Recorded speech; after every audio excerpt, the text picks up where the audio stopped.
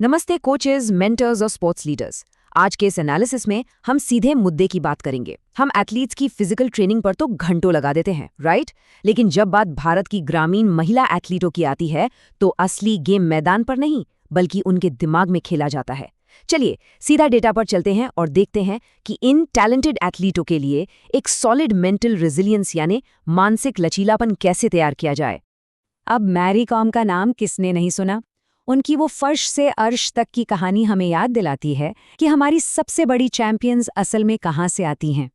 देखिए, ये स्टोरी सिर्फ उनकी फिजिकल स्ट्रेंथ के बारे में नहीं है, ये उन फाइनेंशियल स्ट्रगल्स और सोशल प्रेशर की दीवारों को तोड़ने की कहानी है जो गांव से आने वाली लगभग हर फीमेल एथलीट के सामने खड़ी होती हैं। और यही रियल लाइफ स्ट्रगल हमारे आज के इस एकेडमिक डेटा का बेस है।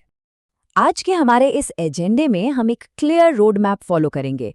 हम ग्रामीण खेलों की रुकावटों और उनके साइकोलॉजिकल इम्पैक्ट से शुरू करेंगे, फिर मेंटल टफनेस के डेटा और स्पोर्ट्स के टाइप को समझेंगे, और आखिर में 4C कोचिंग मॉडल के साथ भविष्य के चैंपियंस बनाने की स्ट्रैटेजी पर बात करेंगे।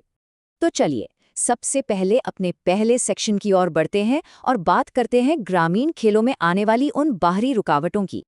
एक एथलीट के ट्रैक पर कदम रखने से पहले ही कई सोशल और कल्चरल बैरियर्स उसका रास्ता रोक लेते हैं।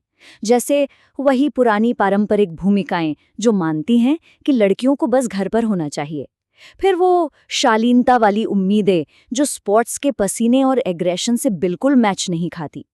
और सबसे बड़ी प्रॉब्लम, अक्सर उनके अपने गांव या आसपास कोई ऐसी फीमेल रोल मॉडल ही नहीं होती जिसे देखकर वो कह सके कि हाँ, मुझे भी इनके जैसा ही बनना है। और जब हम अर्बन और रूरल स्पोर्ट्स के इंफ्रास्ट्रक्चर को कंपेयर करते हैं तो गैप बिल्कुल साफ नजर आता है। गांव में ना तो प्रॉपर ग्राउंड्स हैं, ना ही अच्छे कोचेज आसानी से मिलते हैं। स्पॉन्सरशिप तो भूल ही जाइए। और तो और किसी टूर्नामेंट के लिए बाहर ट्रैवल करना भी सेफ्टी के नज़रिए से एक बहुत बड़ा इशू बन जाता है। ये सिर्फ भौतिक कमियां नहीं हैं, ये वो चीज़ें हैं जो रोज़ उन एथलीट्स के कॉन्फिडेंस को चुनौती देती हैं। बाहरी रुकावटों से आगे बढ़ते हैं हमारे दूसरे सेक्शन की तरफ और समझते हैं कि इन सब का उन पर क्या मनोवैज्ञानिक या साइकोलॉजिकल प्रभाव पड़ता है। जरा सोचिए, एक तरफ परिवार की उम्मीदें हैं कि वो घर के सारे काम करें, और दूसरी तरफ स्पोर्ट्स की डिमांड है कि उसे कंसिस्टेंटली रोज ट्रेनिंग करनी है। इसे हम एक तरह का अपॉर्चुनिटी कॉस्ट कह सकते हैं। जब वो ट्रेनिंग के लिए जाती है तो उसे अक्सर घर की जिम्मेदारियों से समझौता करना पड़ता है। ये जो रोज रोज का बैलेंस करना है ना, ये उन्हें मेंटली पूरी तरह से थका देता है। और इसका रिजल्ट क्या होता है? सपोर्ट की कमी, पैसों की टेंशन और सोसाइटी की बातें, ये सब मिलकर एक बहुत ही गहरे सेल्फ डाउट यानी खुद पर शक करने में बदल जाते हैं। एज अ कोच हमें ये समझना ही होगा कि जब वो लड़की ग्राउंड पर आती है तो वो पहले से ही एक बहुत बड़े मेंटल स्ट्रेस से गुजर रही होती है। उसका कॉन्फिडेंस पहले से ही हिला हुआ होता है। चलिए अब सीधे साइंस और डेटा की ओर मुड़ते हैं। हमारे तीसरे सेक्शन में देखते हैं कि आखिर मेंटल टफनेस जीत और हार में कितना बड़ा रोल प्ले करती है। 160 नेशनल लेवल की फीमेल एथलीट्स पर की गई एक स्टडी का ये डेटा सच में कमाल का है। जिन खिलाड़ियों ने मेडल जीते उनका मेंटल टफनेस स्कोर एवरेज 181.57 था। वहीं जो मेडल नहीं जीत पाई उनका स्कोर सिर्फ 152.1 था। ये कोई छोटा मोटा डिफरेंस नहीं है। ये सांख्यिकीय रूप से साबित करता है कि चैंपियंस को बाकियों से अलग करने वाली चीज सिर्फ उनकी फिजिकल पावर नहीं बल्कि उनकी मेंटल टफनेस है। स्टडी के नतीजे सीधे तौर पर कंफर्म करते हैं कि पोडियम तक पहुंचने के लिए दिमाग का खेल कितना क्रिटिकल है।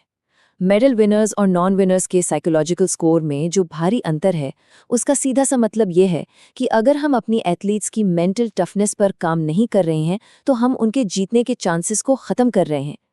मनोवैज्ञानिक दृढ़ता उतनी ही जरूरी है जितनी कि एक मजबूत शरीर। अब आते हैं एक बहुत ही इंटरेस्टिंग एंगल पर जो हमारे चौथे सेक्शन का हिस्सा है, स्वदेशी खेल वर्सेस वैश्विक खेल। स्टडी में एक काफी चौंकाने वाली बात सामने आई। जो लड़कियां वॉलीबॉल या एथलेटिक्स जैसे ग्लोबली रिकॉग्नाइज्ड स्पोर्ट्स खेलती हैं उनका मेंटल टफनेस स्कोर खो-खो या कुश्ती जैसे हमारे स्वदेशी खेल खेलने वाली लड़कियों से काफी ज्यादा पाया गया। इन दोनों कैटेगरी के बीच का साइकोलॉजिकल गैप बिल्कुल साफ है। अब इसका हमारे लिए क्या मतलब है?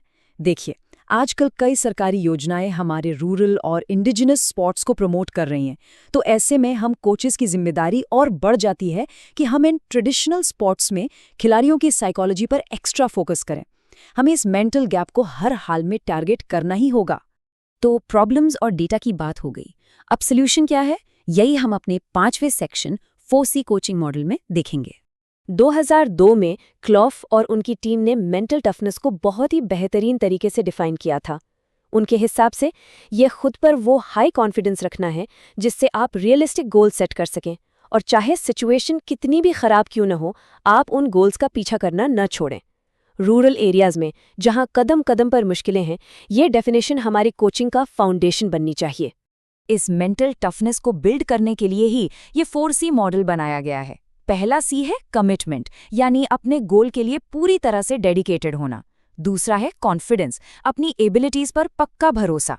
तीसरा है कंट्रोल, जब प्रेशर हाई हो तब भी अपने इमोशंस पर काबू रखना। और चौथा है चैलेंज, मुश्किलों को खतरे की तरह नहीं बल्कि खुद को साबित करने के मौके की तरह देखना। बस इस फ्रेमवर्क को हमें अपनी रोजमर्रा की ट्रेनिंग में उतारना है। अब हम अपने फाइनल सेक्शन में आते हैं। हमने जो भी डेटा और मॉडल समझे हैं, उनसे भविष्य के चैंपियंस कैसे बनाएं? तो हमारा असली एक्शन प्लान क्या होना चाहिए? सबसे पहले इंफ्रास्ट्रक्चर की कमी को देखते हुए एकदम हाइपर लोकल और प्रैक्टिकल गोल्स सेट करें।